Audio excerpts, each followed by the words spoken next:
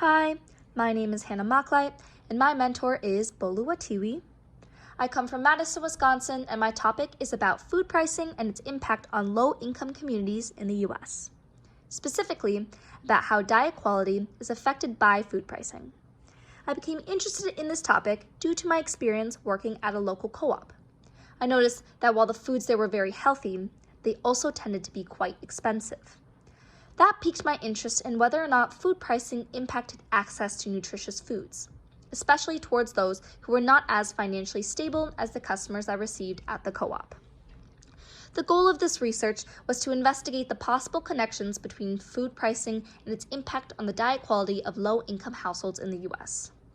To keep things consistent, I followed the U.S. Department of Agriculture's definition of low income and diet quality.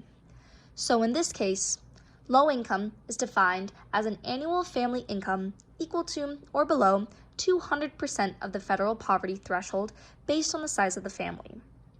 To provide an example, the weighted average poverty threshold for a family of 4 in 2020 was about $30,000 US.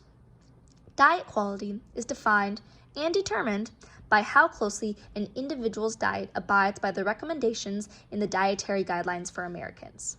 These guidelines were created to meet nutrient needs, promote health, and prevent disease. I am first going to explain how research was commonly conducted. For collecting dietary data, some of the most common methods are the 24-hour dietary recall, where participants are interviewed about what they ate over a 24-hour period, the 3-day food diary, where participants write down what they ate over 2 weekdays and 1 day over the weekend, and the food frequency questionnaire, where participants complete a form that asks about how much of a specific food group they have consumed over a period of time. All of those specific methods are self-reported by the participants. While this does create some limitations due to bias, people tend to make their diets sound more socially accepting. A lot of the information remains consistent across many studies. That information is then used to determine an individual's diet quality.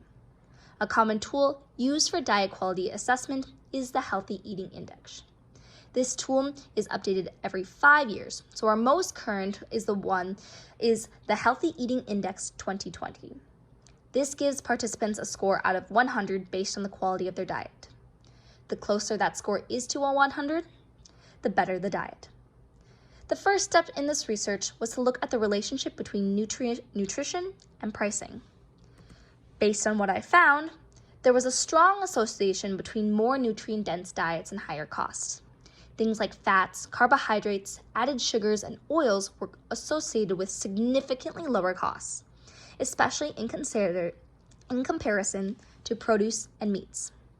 In addition, diets that were more in compliance with the recommendations from the Dietary Guidelines for Americans were also associated with higher costs.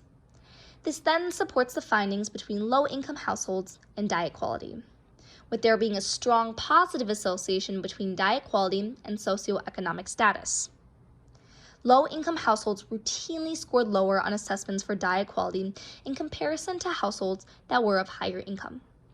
In one study, the results showed that in comparison to the highest income referent group, the lowest income group was less likely to meet the carbohydrate, 61% versus 45%, fruit, 24% versus 12%, and combined fruit and vegetable, 20% versus 8%, guidelines.